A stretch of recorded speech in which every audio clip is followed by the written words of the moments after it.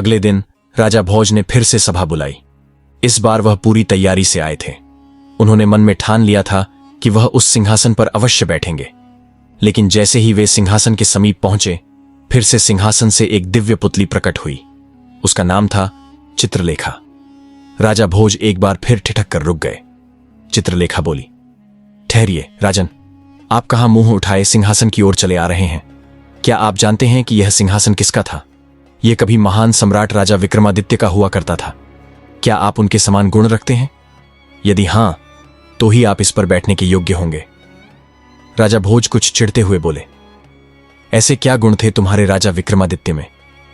चित्रलेखा मुस्कुराई और बोली, तो सुनिए एक कथा जो उनके उच्चतम चरित्र और भक्ति की गहराई को दर्शाती है। एक बार की बात है, राजा विक्रमादित्य जंगलों में शिकार पर निकले थे। वहां उन्होंने एक तेजस्वी साधु को देखा। साधु अपनी साधना में लीन थे। उनका तेज ऐसा था कि स्वयं सूर्य भी शर्मा जाए। राजा विक्रमादित्य उस साधु से अत्यंत प्रभावित हुए और उन्हें प्रणाम कर वहीं बैठ गए। साधु ने उन्हें बैठने का संकेत दिया और दोनों में लंबी वार्ता हुई। साधु ने कहा, हे राजन, जीवन का सच्चा उद्देश्य यश या वैभव नहीं, बल्कि भक्ति है। जब तक मानव उस मार्ग पर नहीं चलता, उसका जीवन व्यर्थ है। उनकी बातों ने विक्रमादित्य को झकझोर कर रख दिया। उन्होंने साधु को प्रणाम किया और भारी मन से अपने महल लौट आए। किंतु साधु की बातें उनके हृदय में घर कर गई थीं। उनका मन राज्य कार्यों से उचाट हो गया था। उन्होंने अंततः निश्चय किया कि वह अपना सारा वैभव त्याग कर भक्ति के मार्ग पर चलेंगे। राजा विक्रमादित्य ने अपने भाई भर्तरी को राजकाज सौंपा और स्वयं साधारण वस्त्रों में वन की ओर चल पड़े। अब उज्जैन में राजा भर्तरी राजकाज संभाल रहे थे। उन्हीं दिनों एक महान तपस्वी गुरु गोरखनाथ उज्जैन आए। राजा भर्तरी ने उनका आदर सत्कार किया। गोरखनाथ प्रसन्न हुए और उन्हें एक चमत्कारी फल दिया। गुरु बोले, यह फल खाने वाले को कभी बुढ़ापा नहीं आएगा, वह सदा सुंदर और जवान बना रहेगा। राजा भर्तरी सोच में पड़ गए। मुझे जवानी या सुंदरता की आवश्यकता नहीं, परंतु मेरी रानी पिंगला अत्यंत सुंदर है और मैं उससे अत्यधिक प्रेम करता हूं। यदि वह यह फल खा ले तो जीवन भर सुंदर बनी रहेगी। यह सोचकर राजा भर्तरी ने वह फल रानी पिंगला को दे दिया। रानी पिंगला एक दुष्ट औरत थी। वह राजा से नहीं, बल्कि राज्य के कोतवाल से प्रेम करती थी। राजा को इसकी भनक तक न थी। जब रानी को वह चमत्कारी फल मिला तो उसने सोचा, अगर यह कोतवाल खा लेगा तो हमेशा जवान और बलशाली रहेगा, हमारा प्रेम और अधिक गहरा हो जाएगा। रानी ने वह फल अपने प्रेमी कोतवाल को दे दिया, परंतु कोतवाल भी रानी से प्रेम नहीं करता था। वह एक वैश्या के प्रेम में था। उसने सोचा, अगर यह फल उस वैश्या को दे दूं तो वह हमेशा सुंदर बनी रहेगी, मेरा प्रेम उससे और भी सुदृढ़ होगा। और इस प्रकार कोतवाल ने वह फल उस वैश्या को दे दिया। जब वैश्या को यह चमत्कारी फल मिला, वह अत्यंत प्रसन्न हुई। अब मैं हमेशा सुंदर रहूंगी, कभी बूढ़ी नहीं होंगी। पर अगले ही पल उसे एक गहरी बात ने झकझोर दिया। अगर मैं सदा जवान रहूंगी तो मुझे यह गंदा कार्य हमेशा करते रहना पड़ेगा। क्या यह जीवन है? वह सारी रात जागती रही और सोचती रही कि वह इस फल का क्या करे। अंततः उसने निश्चय किया, इस फल का अधिकारी अगर कोई है तो वह है हमारा राजा। वही इस फल का सही उपयोग कर सकता है ताकि वह लंबे समय तक प्रजा की सेवा करे। मैंने अपने जीवन में केवल बुरे कर्म किए हैं, पर यदि यह फल राजा को दे दूं तो यह मेरा एक अच्छा कर्म बन जाएगा। और अगले ही दिन वह वैश्या वह फल लेकर राजा भर्तरी के दरबार में पहुंची। राजा ने जैसे ही वह फल देखा, वे चौंक गए। एक साथ अनेकों तर्क वितर्क उनके दिमाग में घूमने लगे। राजा ने गंभीर स्वर में वैश्या से पूछा, यह फल तुम्हें कहां से मिला? वैश्या ने विनम्रता से उत्तर दिया, महाराज, यह फल मुझे कोतवाल ने दिया है। यह सुनते ही राजा भर्तरी ने तुरंत कोतवाल को दरबार में बुलवा भेजा। जब कोतवाल दरबार में आया और राजा ने सख्ती से पूछा तो कोतवाल ने सच्चाई बता दी। महाराज, यह फल मुझे रानी पिंगला ने दिया था। यह सुनकर राजा भर्तरी के पैरों तले से जमीन खिसक गई। उन्हें अब समझते देर न लगी कि उनकी प्रिय रानी पिंगला उन्हें धोखा दे रही थी। राजा तुरंत महल पहुंचे और रानी के पास जाकर बोले, रानी, मैंने जो फल तुम्हें दिया था वह कहां है? दुष्ट रानी पिंगला ने झूठ बोलते हुए कहा, महाराज, वह फल तो मैंने खा लिया। यह सुनते ही राजा बोले, क्या तुमने मेरे लिए जरा भी नहीं छोड़ा? क्या तुम अकेली ही अमर होना चाहती हो? रानी कुछ कहती, उससे पहले ही राजा ने अपनी अंगोछी से वह चमत्कारी फल निकालकर रानी को दिखा दिया। रानी की आंखें फटी की फटी रह गईं। वह हक्की बक्की रह गई। राजा के हाथों में वह फल देखकर वह डर और घबराहट से कांपने लगी। उसे अब समझ में आ गया कि उसका झूठ और विश्वासघात पकड़ा गया है। राजा भर्तरी ने उससे एक भी शब्द नहीं कहा, बस चुपचाप पलटे और वहां से बाहर चले गए। पर भीतर से वे टूट चुके थे। पत्नी से मिले इस विश्वासघात ने उनके हृदय को छलनी कर दिया। उनके मन में गहरी वैराग्य की भावना जन्म ले चुकी थी। राज्य, सिंहासन, वैभव, सब कुछ उन्हें व्यर्थ लगने लगा। उन्होंने निर्णय ले लिया कि वे अब राजपाट छोड़कर वन में साधना करेंगे। जैसे उनके भाई विक्रमादित्य ने किया था, वैसे ही अब भर्तरी ने भी अपना सारा वैभव त्याग दिया। उन्होंने सिंहासन खाली किया, राज्य छोड़ दिया और एक सन्यासी का जीवन अपनाते हुए जंगलों की ओर चल पड़े। राजा भर्तरी के जाने के बाद रानी पिंगला को गहरी आत्मग्लानि ने घेर लिया। उसे अपने की पर बहुत शर्मिंदगी हुई। उसका अंतर्मन बार बार उसे धिक्कार रहा था। जब उसे यह सब सहन न हुआ तो उसने अंततः अपनी जान ले ली। राजा भर्तरी के संन्यास लेने और रानी के निधन के बाद उज्जैन का सिंहासन रिक्त हो गया। अब न कोई राजा था और न कोई रखवाला। राज्य में अराजकता फैलने लगी। चारों ओर हाहाकार मच गया। लोग अपनी मनमानी करने लगे। प्रशासन का कोई नियंत्रण नहीं रहा। चोर, डाकू, अपराधी सभी ने अपना आतंक फैला दिया। उज्जैन की स्थिति दिन प्रतिदिन बिगड़ती जा रही थी।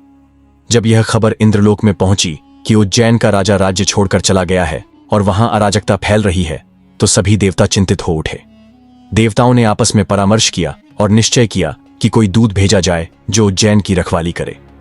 इंद्रदेव ने अपने एक दिव्य दूत को उज्जैन भेजा, जो सिंहासन की रक्षा और राज्य की व्यवस्था बनाए रखने के लिए नियुक्त हुआ। इधर जब राजा विक्रमादित्य की साधना पूर्ण हो गई तो उनके भीतर विचार आया, मैं अपने भाई को राज्य सौंप कर आया था, अब जाकर देखना चाहिए कि वह राज्य कैसा चला रहा है। रात्रि का समय था।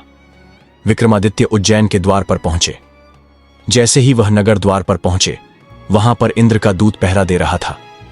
दूर से किसी को आते देख वह चेतावनी देने लगा, कौन हो तुम? मुंह उठाकर कहां चले आ रहे हो? अपना परिचय दो, अन्यथा मैं तुम्हें मार डालूंगा। राजा विक्रमादित्य बिल्कुल शांत स्वर में बोले, मैं विक्रम हूं, उज्जैन का वही राजा जिसने यह राज्य अपने भाई को सौंप दिया था। अब वापस लौटा हूं। अब तू बता, तू कौन है और यहां क्या कर रहा है? दूत ने राजा विक्रमादित्य से कहा, मुझे सभी देवताओं ने आपसी सलाह से यहां रखवाली के लिए भेजा है, क्योंकि उज्जैन का राजा भर्तरी राज्य को छोड़कर चला गया है। फिर वह दूत आगे बोला, मैं तुम्हें नहीं जानता, पर हां, मैंने राजा विक्रमादित्य का नाम जरूर सुन रखा है। उस वीर पुरुष के किस्सों से मैं भली भांति परिचित हूं, लेकिन मैं कैसे मान लूं कि तुम वही महान विक्रमादित्य हो? अगर तुम सच में विक्रमादित्य हो तो मुझे युद्ध में परास्त करके दिखाओ, तभी मैं मानूंगा कि तुम ही वह वीर हो। यह सुनकर विक्रमादित्य मुस्कुराते हुए बोले, अगर तुम ऐसा ही चाहते हो तो ठीक है। तुरंत दोनों के बीच भयंकर युद्ध प्रारंभ हो गया। कुछ ही क्षणों में विक्रमादित्य ने अपनी वीरता और कौशल से उस दूत को पराजित कर दिया।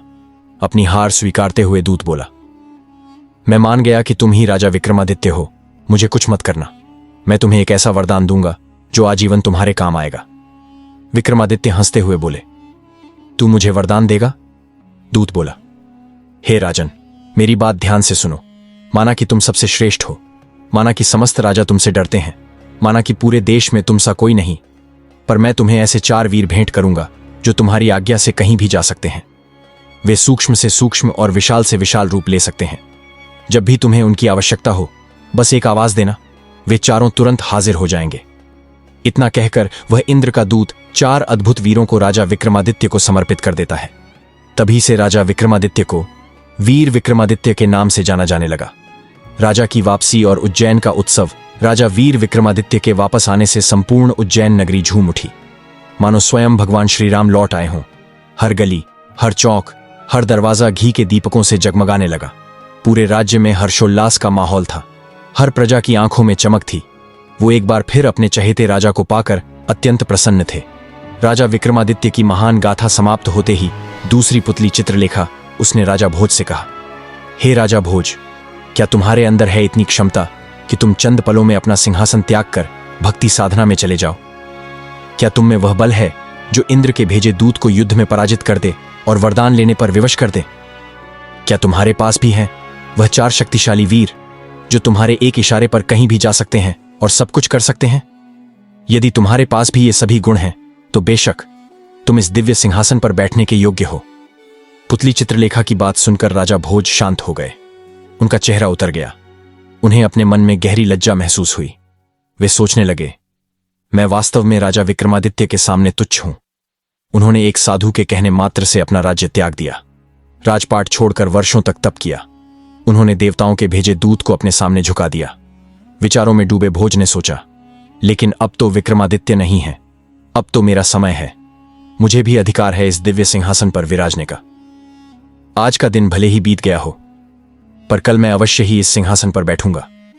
इन विचारों के साथ राजा भोज दरबार से चले जाते हैं। अगले दिन तय समय पर सभी राजदरबारी फिर से दरबार में उपस्थित हो जाते हैं। राजा भोज एक नई उम्मीद लिए सिंहासन की ओर बढ़ते हैं। जैसे ही वह सिंहासन के पास पहुंचते हैं, एक बार फिर उस दिव्य सिंहासन से एक रहस्यमयी पुतली प्रकट होती है, जिसका नाम था सत्यभामा। सत्यभामा गरजते हुए बोलती है, रुकिए राजा भोज, इस सिंहासन पर बैठने से पहले यह तो जान लीजिए, क्या आप इसके योग्य भी हैं? जिस महापुरुष का यह सिंहासन है, क्या आप भी उतने ही योग्य, उतने ही तपस्वी और वीर हैं? यह सुनते ही राजा भोज के कदम एक बार फिर जहां के तहां रुक जाते हैं। सत्यभामा अन्य पुतलियों की ही तरह राजा भोज को वीर विक्रमादित्य की एक और गाथा सुनाना आरंभ करती है। दोस्तों, मिलते हैं अगले अध्याय में। तब तक आप स्वस्थ रहे, तंदुरुस्त रहे। धन्यवाद।